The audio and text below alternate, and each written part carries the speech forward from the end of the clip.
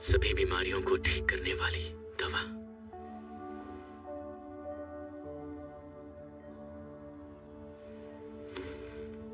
इसकी मदद से शायद मैं मां की बीमारी को ठीक कर सकता हूं। ये दवा खास तौर से 3 चीजों से मिलकर बनती है, पर उनमें से एक भी चीज मेरे पास नहीं। हालांकि मैं जानता हूं कि वो कहां मिलेंगी, लेकिन खुद को मजबूत किए बगैर किले में जाना महज खुदकुशी होगी। मुझे लेवल को बढ़ाना ही होगा। मुझे और ताकतवर बनना होगा।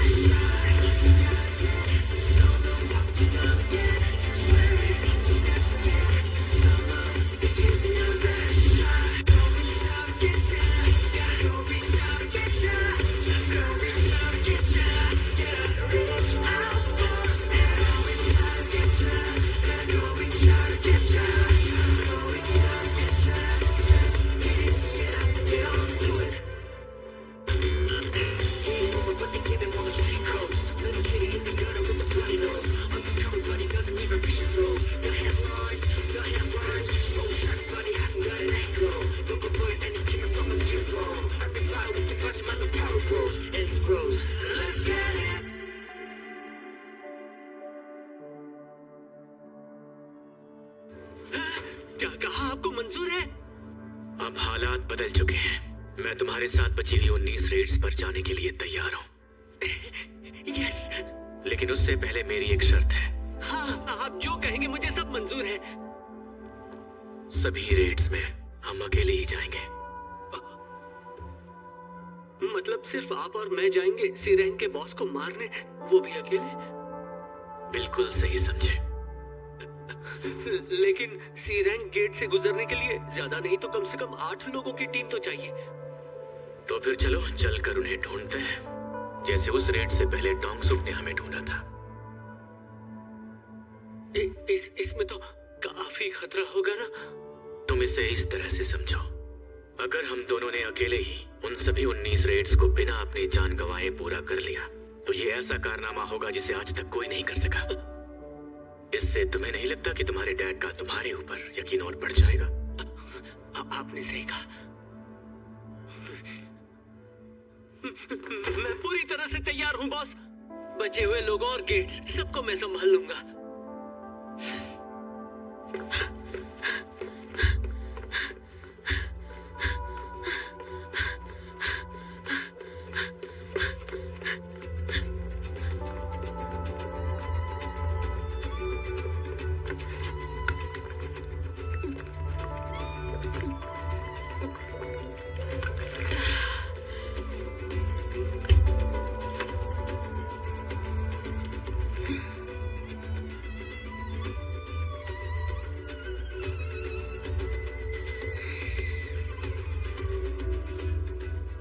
बाहर आओ और मुझे बताओ क्या चाहिए। वाह, क्या बात है। मुझे एस रैंक हंटर से यही उम्मीद थी। बस मैं आपसे बात करने के लिए सही मौका ढूंढ रहा था। उम्मीद करता हूँ आप बुरा नहीं मानेंगे। लीजिए, ये है मेरा कार्ड।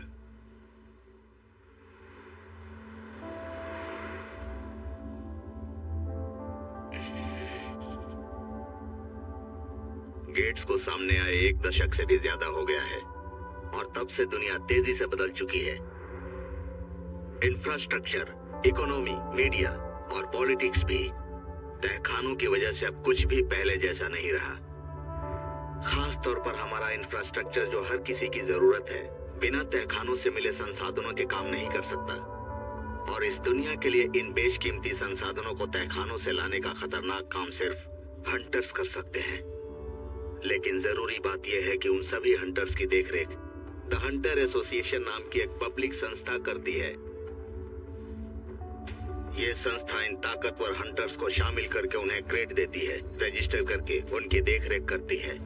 वो सारे गेट्स जिनकी बोली नहीं लगती और तहखाने की दरारें दोनों यही संभालते हैं।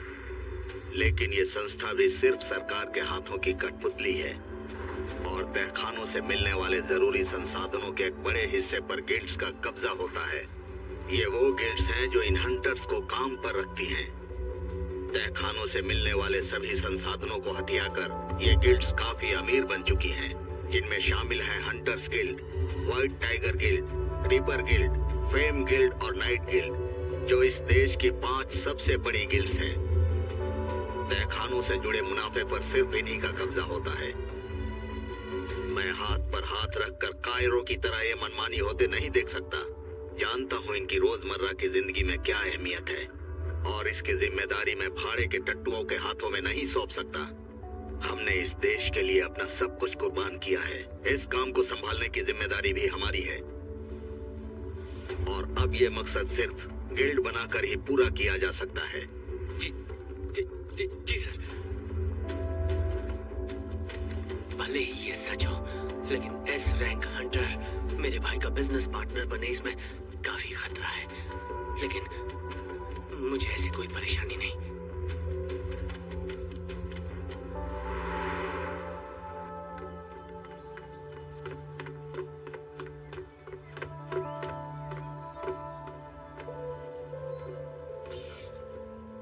लगता है कि अब दुगने पॉइंट्स मिलने बंद हो गए हैं। शायद वो शापित लूट बॉक्स जिसे मैंने सीक्रेट मिशन पूरा करके हासिल किया था, ऐसा लगता है अब वो मुझे नहीं मिल पाएगा। मैं इसमें दानव के किले की चाबी जैसी किसी कीमती चीज की उम्मीद कर रहा था, लेकिन एक रैंडम लूट बॉक्स मेरे पास है। क्या पता इसमें पहले की तरह इनामी तहखाने जैसा कुछ मिल जाए, या फिर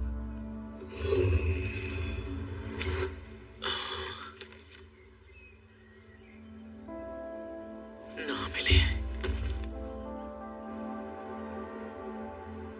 फिलहाल जिस लेवल पर मैं हूं वहां 3 पॉइंट से कुछ खास फर्क नहीं पड़ने वाला।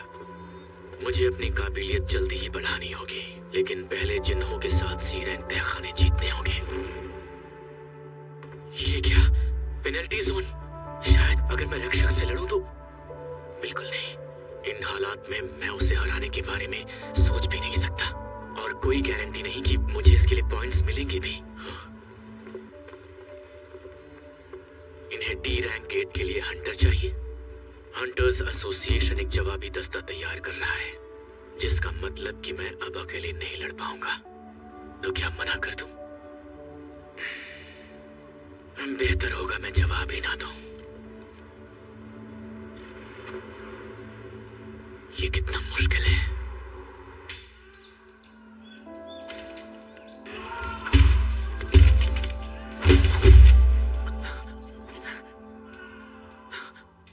मास्टर, मेरा आपसे कोई मुकाबला ही नहीं।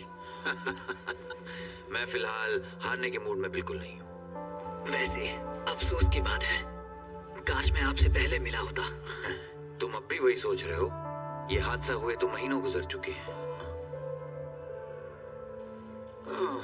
लगता है एक और जरूरी बुलावा आ गया है। लो रैंक हंटर्स को छोटे मोटे कामों के लिए बुलावा आता रहता है। मास्टर, कहीं आप रिटायर होने की तो नहीं सोच रहे हैं? रिटायर?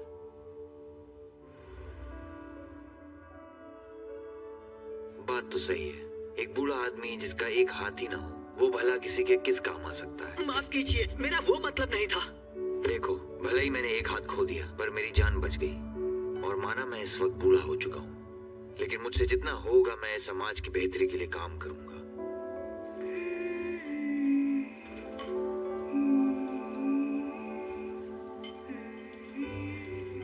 शायद मुझे ग्रेड के लिए जाना होगा।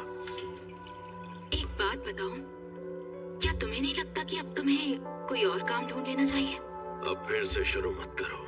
तुम जानते हो ना इसमें कितना खतरा है। मैं अब तक नहीं भूल पाई उस रेड में कितने लोग मारे गए थे। तुम बाल बाल बचे थे, उसके बाद भी तुम फिर से वहीं जाना चाहते हो। सही कहा, पर कर भी क्या सकते हैं? पापा, अरे बेटा, देखो यूनजी का अगले साल प्री स्कूल शुरू होगा और यूनहा का मिडिल स्कूल, तो पैसे तो चाहिए होंगे ना। तुम मेरा मतलब समझ नहीं रहे। तुम बेकार की फिक्र कर रही हो। एसोसिएशन कभी भी किसी लो रैंक हंटर को खतरनाक तहखानों में नहीं भेजती। हालांकि पहले जो हुआ वो जरूर बदकिस्मती थी। जो तुम्हें ठीक लगे, और सॉरी मैंने तुम्हें वो सब याद दिलाया। अरे कोई बात नहीं। प्लीज अपना ध्यान रखना। हाँ बिल्कुल, तुम भी रखना। Love you. पापा। अरे क्या हुआ? पापा, क्या आप स्ट्रांग हो? हाँ मेरी बच्ची, जानती हो मुझसे बड़े बड़े दानव दूर भागते हैं। अरे वाह, आप तो बहुत स्ट्रांग हो। देखो तुम हद से बाहर जा रहे हो। आखिर कहना क्या चाहते हो तुम? वो इंटरव्यू सिर्फ वक्त की बर्बादी साबित हुआ। मैंने भी देखा था, लोगों पर तुमने काफी गहरा असर छोड़ा है। वैसे तुम्हारे जवाब लोगों को काफी पसंद आए हैं। मैं झूठी तारीफ सुनने नहीं आया हूँ। मुझे यकीन है वो इंटरव्यू पहले तुम्हारे लिए ही रखा गया होगा। वैसे चेयरमैन गो से पूछा गया था कि साफ किरदार वाला काबिलियत से भरा कौन सा हंटर है जो अपने काम को पूरी ईमानदारी के साथ निभाना जानता है। अब ये सुनकर कोई मेरे बारे में तो बिल्कुल नहीं सोचेगा। चलो तुम्हें खुद की पहचान तो है। अब ये बताओ, तुमने मुझे यहाँ क्यों बुलाया? मुझे नहीं लगता तुमने सिर्फ भाषण सुनने के लिए मुझे यहाँ बुलाया होगा। सही कहा ना? एक बात है जो मुझे लगता है इस वक्त तुम्हें पता होनी बहुत ज्यादा जरूरी है। यूजन कंस्ट्रक्शन पूरी जोर शोर के साथ अपने गिल्ड बनाने जा रहा है। मैं ये जानता हूँ, मुझे काफी जगहों से इस बारे में खबरें आ रही हैं। मेरी गिल्ड में भी ऐसी अफवाहें सुनाई दे रही हैं। तब तो लगता है कि शायद तुम्हारा यहाँ इतनी दूर आना बेकार ही रहा। यूजिन कंस्ट्रक्शन की गिल्ड वाली बात मुझे पता है, तुम पहले से जानते थे। इसलिए अब सीधा मुद्दे पर आओ। आखिरी बार पूछ रहा हूँ, मुझे यहाँ क्यों बुलाया? बहुत दिन हो गए, तुमने हमसे कोई बात ही नहीं की है। सब ठीक तो है ना? हाँ। और तुम्हारा काम? अच्छा चल रहा है। तुम तो हमेशा से ही भीगी बिल्ली की तरह थी। पता नहीं तुम ये हंटरों वाला काम कैसे कर लेती हो। तुम्हारी रैंक भी है ना? उम्मीद करती हूँ इस लेवल पर ज्यादातर लोग ताकतवर होते होंगे, तो फिर क्या तुम्हारे साथ होने से उन्हें मुश्किल नहीं आती? मेरी मानो तो घर वापस आ जाओ और बिजनेस संभालो। तुम्हारे पापा तो पहले ही गुजरे। जिंदगी में और दखल देना बंद कीजिए। मैं अपनी जिंदगी के फैसले खुद कर सकती हूँ, समझिए आप? ये क्या बोल रही हो?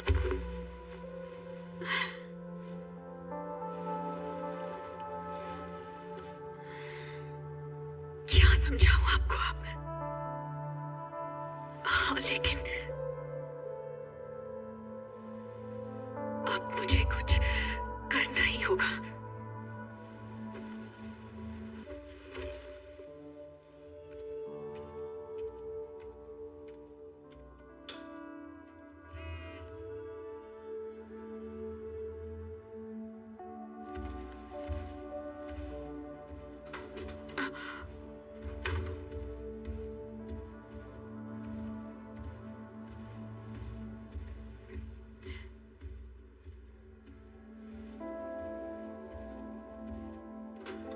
सुनिए सर। कहिए, मैं आपकी क्या मदद कर सकता हूँ हंटर हेन? आज सुबह ट्रेनिंग के दौरान मुझे यूजिन कंस्ट्रक्शन की तरफ से एक आदमी मिलने आया था, तो सोचा आपको बता दूं। ओह। मुझे लगता है वो अपनी एक नई गिल्ड बना रहे हैं। वो चाहते हैं कि मैं वहाँ एक कमांडर के तौर पर ज्वाइन करूं। हाँ, पर मैं जहाँ तक तुम्हें जानता हूँ तुमने उनका ये ऑफर ठुकरा दिया होगा। जी हाँ, मैंने उन्हें साफ साफ मना कर दिया। बिल्कुल सही किया तुमने, और इन्फॉर्मेशन के लिए थैंक्स। वेलकम। एक्चुअली सर, कुछ देर पहले ही मैंने प्रेसिडेंट बेग को यहाँ से निकलते हुए देखा। आप दोनों क्या बात कर रहे थे?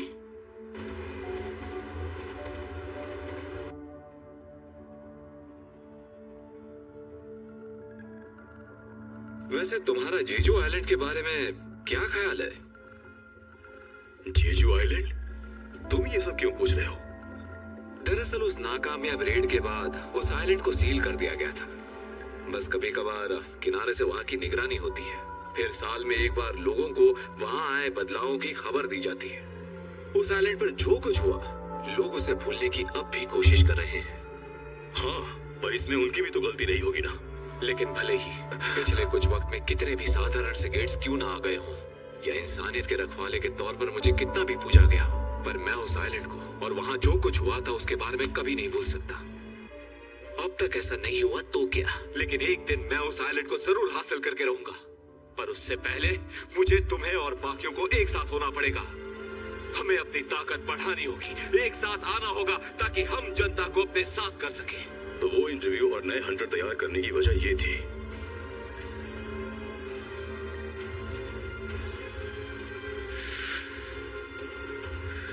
और जहां तक मैं जानता हूं तुम भी उस आइलैंड पर अपना कुछ तो छोड़ आए थे।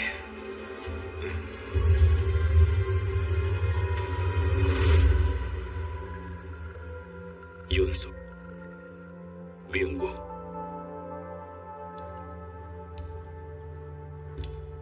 मेरी बात सुनो, मैं भीख मांगता हूं। उन्हें मरना होगा। मैं जा रहा हूं। तो क्या अब तुम छुट्टी के दिन भी काम करोगे? लगता है ज्यादा ही बिजी हो गए हो। हाँ, थोड़ा बहुत। तुम काफी बदल गए हो। पहले तुम्हें हर रेड के बाद चोट से उभरने में वक्त लगता था। ट्रेनिंग काम आ रही है क्या? हाँ, शायद। खैर, जो भी हो, इससे घर की जरूरतें तो पूरी हो रही हैं। ये अच्छी बात है ना? हाँ, अच्छी बात तो है। एक मिनट जिन्वू, तुम सामान लेकर नहीं जाओगे? उसकी जरूरत नहीं है, अब मैं चलता हूँ। अरे बात तो सुनो। ऐसा लग रहा है जैसे सब्जी खरीदने जा रहा है। मुझ में हंटर्स जैसी शक्तियां नहीं जागी, जिससे मेरी ये तलवार मायावी दानवों के आगे बेकार रही। वो मार्शल आर्ट्स जिसे मैंने सालों तक सीखा, वहाँ उन तहखानों में वो भी बेअसर है। मुझ जैसे तलवारबाज को जादुई ताकत का मिलना कुदरत का एक नायाब करिश्मा है, लेकिन जरूर इसके पीछे कोई तो वजह होगी। क्या तुम? मिस्टर च्यूल, आप? मुझे देख के लगा ही था कि तुम हो। कैसे हो जिन्वू संग? हम काफी वक्त बाद मिले। सोचा नहीं था तुमसे ऐसे मुलाकात होगी। वैसे मुझे कहना होगा, तुम पहले जैसे मासूम नहीं रहे। मेरा मतलब काफी बदल गए हो, लेकिन तुम कुछ ही महीनों में इतना बदल कैसे गए? और हाँ, तुमने तो एक टांग भी गवा दी थी ना? जब हॉस्पिटल में अपनी आंखें खोली तो मेरी टांगें सही सलामत थी। समझ गया। जो तुम्हें बचाने आए उनमें से जरूर कोई ना कोई एक हाई रैंक का हीलर रहा हो। खैर, जो भी हो, मुझे इस बात की बहुत खुशी है कि तुम पूरी तरह से ठीक हो गए। ऐसा कहने के लिए शुक्रिया। लेकिन मिस्टर च्यूल, आपका हाथ? हाँ, मेरा हाथ। बहुत पहले एक रेड हुई थी, उसमें हाथ चला गया। वैसे मुझे इसका कोई मलाल नहीं है। पता है जिन्वू, मुझे एसोसिएशन में किसी ने बताया कि तुम अभी भी जिंदा हो, और देखो मेरी तुमसे मुलाकात हो गई। लेकिन आप यहाँ पर क्या कर रहे हैं? एसोसिएशन के बुलावे पर आया हूँ। कह रहे थे कुछ अर्जेंट है। आपको भी बुलाया गया है?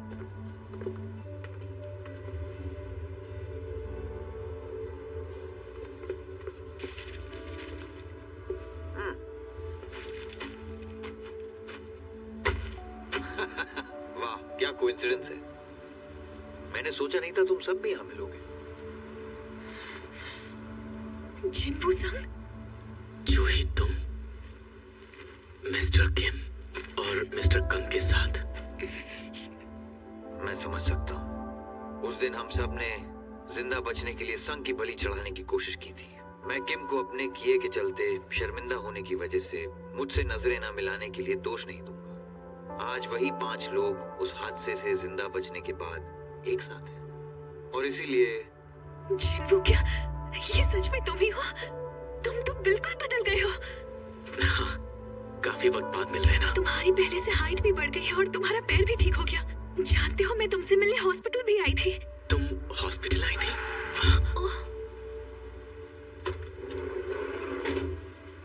क्या बात है! लगता है इस ग्रुप के साथ एक लड़की भी चलेगी। कैसी हो जाने मन? तुम्हारा और इसका आपस में टाका भिड़ा है क्या? हमें भी तो एक बार मौका दो। बंद करो। ये मिशन कोई मजाक नहीं है। मेरी बात सुनिए, आप सारे हंटर्स यहाँ आकर इकट्ठा हो जाएं। मुझे आपको कुछ बताना है। आप क्या बताना चाहती हैं? ये कैदी उन हंटर्स की कमी पूरी करेंगे जो आज हमारे साथ यहाँ नहीं है। ये कैदी हमारे साथ जाएंगे? तो आपका मतलब ये मुजरिम हमारी टीम से लड़ेंगे? देखिए, ये हंटर्स जो सजा काट रहे हैं, ये उसे कम करवाने यहाँ आए हैं, और इनसे किसी को कोई खतरा नहीं। लोकल हंटर्स की कमी होने से हमारा स्टाफ कम हो गया है। उम्मीद है आप समझेंगे। पता नहीं अब क्या होगा। आप आपके साथ हंटर्स एसोसिएशन से आए मैनेजर कंग ताशिक भी वहाँ होंगे। इनकी रैंक बी है, तो बुरे से बुरे हालातों में भी ये इन 3 खतरनाक सी रैंक मुजरिमों को बहुत आसानी से संभाल लेंगे, इसलिए आप बेफिक्र रहें। पर मुझे ऐसा नहीं लगता। जूही, तुम्हें शायद यही रहना चाहिए। और तुम्हारा क्या जिन्बू? मैं वहाँ जाऊंगा। फिर तो मैं भी तुम्हारे साथ जरूर जाऊंगी। जैसे तुम्हारी मर्जी। वाह, आजादी कितनी हसीन होती है। हम यहाँ किसी के गुलाम नहीं हैं, तो हमें इस तरह से घूरना बंद करो। ये मत भूलो कि तुम अब भी एक मुजरिम हो। अगर कोई चालाकी की तो जानते हो ना नतीजा क्या होगा। मैं हंटर्स एसोसिएशन का इंस्पेक्टर हूँ। मेरा नाम है तैशिक कंग। और हाँ, तुम्हें इन लोगों की चिंता करने की कोई जरूरत नहीं। तुम बस अपना काम करो। वैसे आज की इस रेड की कमान कौन संभाल रहा है? जिन्बू संग, बुरा ना मानो तो इस रेड की कमान मैं संभालना चाहूंगा। हाँ बिल्कुल, क्यों नहीं। थैंक यू सो मच मुझ पे भरोसा करने के लिए। अरे आप ये क्या कर रहे हैं? मैं जानता हूँ उस दिन मेरी वजह से 7 लोग मारे गए थे। मेरी उस गलती को नजरअंदाज नहीं किया जा सकता। पर हाँ, वहां से 6 लोग सिर्फ तुम्हारी वजह से बचे। इसलिए मैं बाकियों की तरफ से तुमसे कहना चाहता हूँ, हम सब तुम्हारे शुक्रगुजार हैं। देखिए, इसकी कोई जरूरत नहीं है। किम, मैं उम्मीद करता हूँ ये फैसला तुम्हें भी मंजूर होगा। हाँ, मुझे मंजूर है।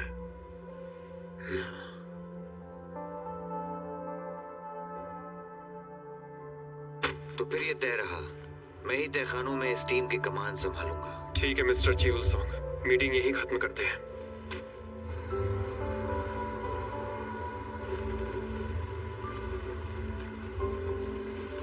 मेरे साथियों, तैयार हो जाओ एक और नई रेड के लिए।